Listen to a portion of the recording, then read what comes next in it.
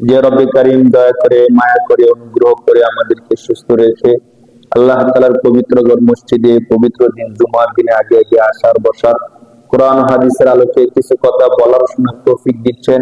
সে রব্বে কারীমের দরবারে মন খুলে প্রাণ খুলে আওয়াজ করে বলি আলহামদুলিল্লাহ। আল্লাহ শুকরিয়া, আল্লাহ তাআলা আমাদেরকে হায়াতে তৈয়বা দান করেছেন। আমরা ইতিপূর্বে রমজানের রোজার ঈদ যেমন পেয়েছি, আল্লাহ তাআলা আমাদেরকে আবার কুরবানির ঈদও করার তৌফিক দিয়েছেন। এই আনন্দগুলো আল্লাহ তাআলা আমাদের জীবনে দান করেছেন। সাথে সাথে আনন্দের সাথে সাথে আল্লাহ তাআলার ইবাদতগুলো আল্লাহ তাআলা করার তৌফিক দিচ্ছেন। এটা আমাদের জন্য রবের পক্ষ থেকে অনেক বড় দয়া, অনেক বড় মায়া। কেন? কারণ পৃথিবীর মধ্যে আমরা ছাড়াও আরো অনেক মুসলমান আছে যারা আমাদের সাথে সাথে দুইটা ঈদ করছে। ঠিক রোজার ঈদ করছে, আবার কুরবানির ঈদও করছে। আমরা যেমন কুরবানি করছি, আনন্দ করছি, তারাও কুরবানি করছে, আনন্দ করছে। কিন্তু তাদের মধ্যে আর আমাদের মধ্যে অনেক সময় পার্থক্য হয় যে তারা শুধু আনন্দটাই করে, কিন্তু আনন্দের সাথে সাথে যে ইবাদত আছে এই ইবাদতটা তারা করে। কুরবানির ঈদ পাইছে, ঈদ করছে, গরু জবাই করছে, গোশত খাইছে, আলহামদুলিল্লাহ।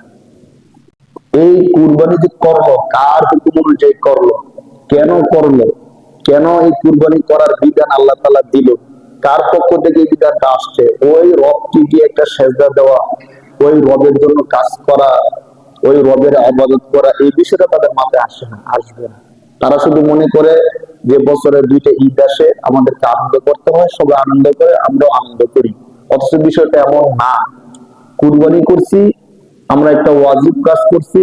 এই কুরবানিটা যে রবের পক্ষ থেকে ওয়াজিব, আজকের জুমার নামাজটা ওই রবের পক্ষ থেকে ওয়াজিব, ঠিক কিনা বলেন?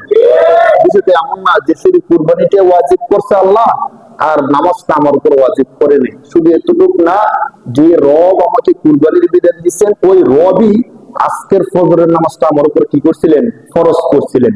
তো আমি যদি কুরবানি করছি ঠিক, গোশত খাইছি ঠিক, কিন্তু ফজরের নামাজটা পড়লাম না, এর মানে হলো যেখানে আমার স্বার্থ আছে ওইটা আমি করি, আর যেখানে আমার স্বার্থ নাই সেখানে সেটা আমি করি না। কারণ ফজরের নামাজটা ছিল ফরজ, কুরবানিটা ছিল ওয়াজিব। কুরবানি যদি কারো উপর হয়, সর্বোচ্চ কি হয়? ওয়াজিব হয়। আর ফজরের নামাজটা কি ওয়াজিব হয় না ফরজ হয়? ফরজ। কুরবানি থেকে আরো হাজার কোটি গুণ বেশি। তাহলে যদি আমি কুরবানি ঠিক মতোই করলাম, বস্তু ঠিক মতোই খাইলাম, কিন্তু ফজরের নামাজটা পড়লাম না, তুমি কেন ফজর নামাজটা পড়লাম না? এর দ্বারা বোঝা গেল যে ফজর নামাজ পড়লে নগদ কিছু পাওয়া যায় না, এই জন্য আমি ফজর নামাজটা পড়ছি না। আর কুরবানি করলে নগদ বস্তু পাওয়া যায়, এই জন্য আমি কি করছি? কুরবানি করছি। কুরবানির অনেক ফজিলত, অনেক ফজিলত, অনেক রহমত, অনেক বরকত, কিন্তু ফজরের নামাজের থেকে বেশি না কম? অবশ্যই কম। একটা ফজরের নামাজ যদি আমি মিস করে ফেলি, তাহলে কত হাজার কুরবানি করলে ফজরের নামাজের কাজা পুরো হবে বলে? হবে? কেউ যদি ফজরের নামাজ মিস করলো, এরপরে 1000 কুরবানি করে ফেললো, সমান হবে? হবে না। ফজরের নামাজ রবের পক্ষ থেকে ফরজ ছিল আমার উপর, না? তো যুগে যুগে মানুষকে রবের ইবাদত করার জন্য আল্লাহ পাক রব্বুল আলামিন নবীদেরকে প্রেরণ করছেন। নবীরা পৃথিবীর মধ্যে আসছেন, এসে বলছেন ইয়া আইয়ুহান নাস কুলু লা ইলাহা ইল্লাল্লাহ তুফলিহুন। যত নবী পৃথিবীর শুরু থেকে নিয়ে শেষ পর্যন্ত, আমাদের নবী পর্যন্ত যত নবী আসছে, সমস্ত নবীগণ মানুষের মাঝে আসছেন, আয়েশা বলছে ইয়া আইয়ুহান নাস, হে মানুষ, কুলু লা ইলাহা ইল্লাল্লাহ, তোমরা বলো আল্লাহ ছাড়া কোনো কি নাই, ইলাহ নাই। যদি তুমি এই কথাটা বলতে পারো, তুফলিহুন, তোমরা কি হয়ে যাবা? সফল কাম হয়ে যাবা। তোমাদের থেকে সফল কাম আর কেউ হবে না। কোরআন শরীফের এক আয়াতের মধ্যে আল্লাহ বলতেছেন ওয়ামান আহসানু কাওলান মিম্মান দাআ ইলাল্লাহ ওয়া আমিলা সালিহা ওয়া ক্বালা ইন্নানি মিনাল মুসলিমিন। বান্দা, যে ব্যক্তি আমি আল্লাহর দিকে মানুষকে ডাকে, কার দিকে ডাকে?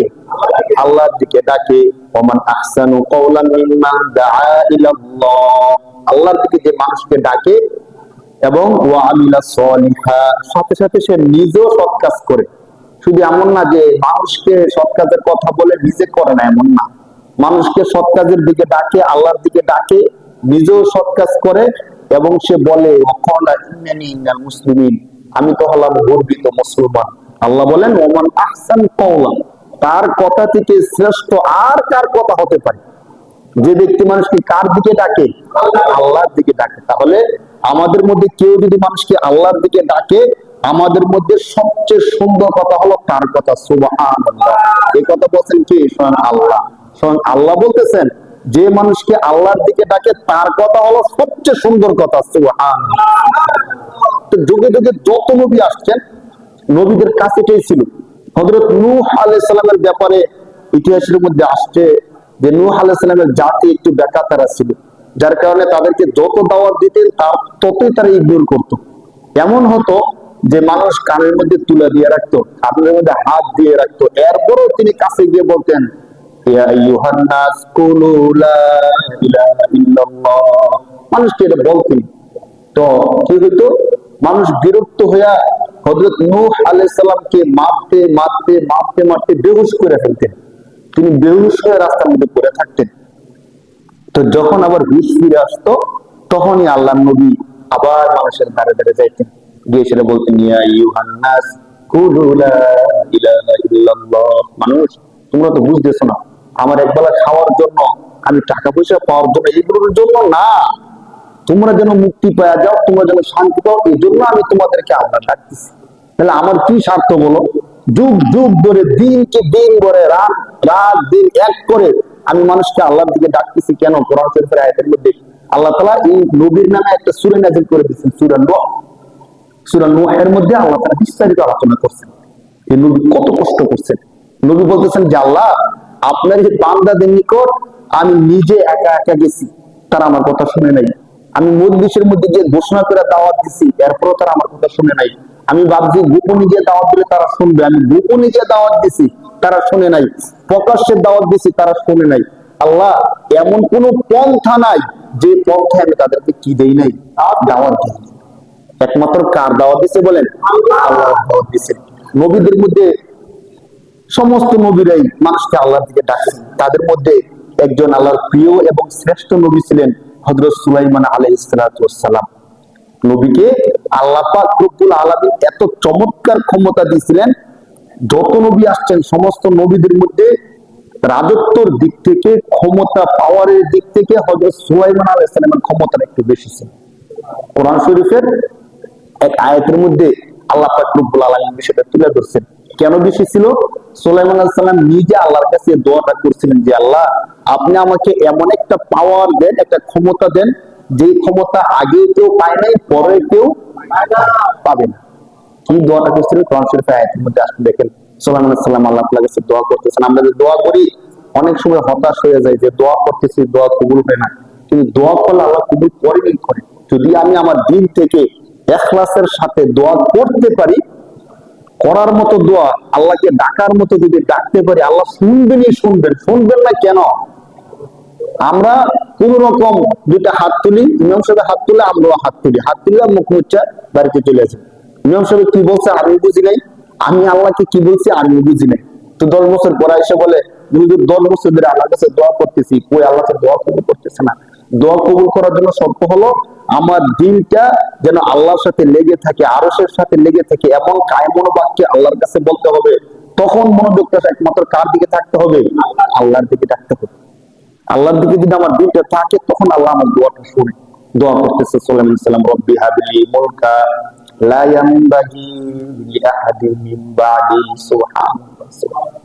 আল্লাহু আকবার। সুবহানাল্লাহ বলতেছেন, রব্বি হাবলি মুলকান লা ইয়ানবাগি লিআহাদিন মিন বাদি, হে আমার রব, আমাকে এমন একটা রাজত্ব দেন, এমন একটা ক্ষমতা আমাকে প্রদান করেন, লা ইয়ানবাগি লিআহাদিন মিন বাদি, যে ক্ষমতা আমার পরে বিশ্বের কোন মানুষ আর পাবে না। সুবহানাল্লাহ। আল্লাহর কাছে দোয়া করছে।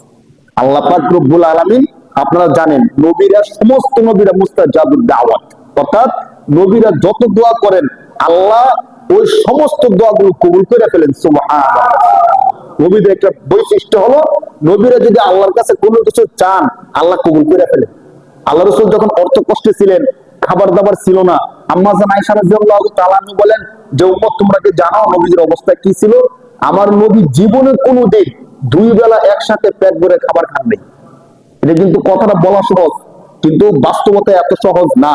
চিন্তা করেন, আমরা 3 বেলার মধ্যে 3 বেলায় পেট ভরে খাই। 3 বেলার মধ্যে কয় বেলা পেট ভরে খাই বলেন? 3 বেলা পেট ভরে খাই। আর নবীজি জীবনে কোনোদিন 2 বেলা কি করেন নাই একসাথে পেট ভরে। সকালে যদি পেট ভরে খাবার খেয়েছেন, দুপুরে পেট ভরে খাবার খান নাই। দুপুরে পেট ভরে খাবার খেলে রাত্রে পেট ভরে খাবার খান নাই।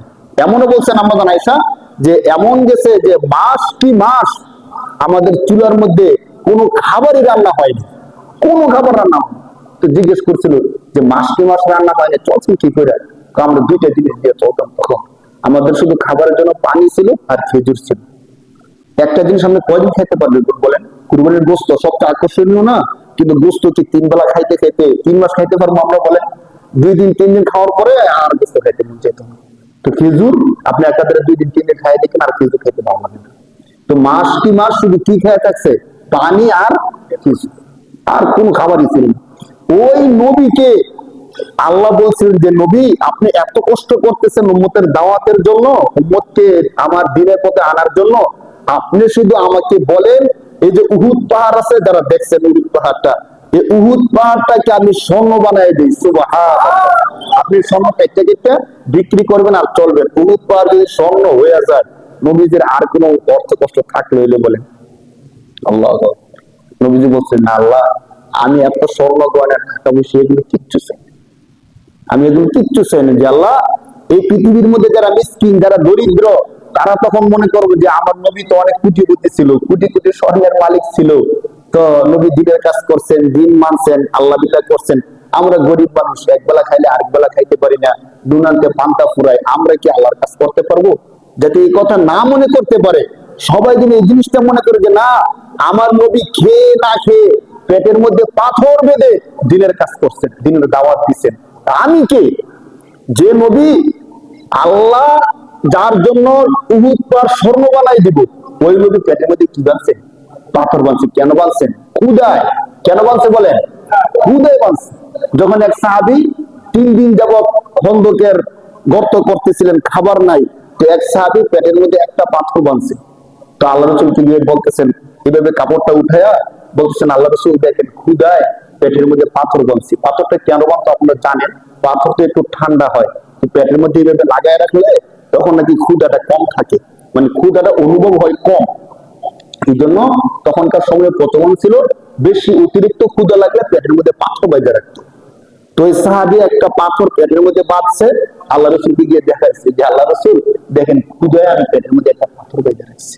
তো আল্লাহ রাসূল সাল্লাল্লাহু আলাইহি ওয়াসাল্লাম কাপড়টা সরায় দেখাইছে, দেখো তুমি তো একটা পাথর বাঁধছো ক্ষুধায়, আমি নবী।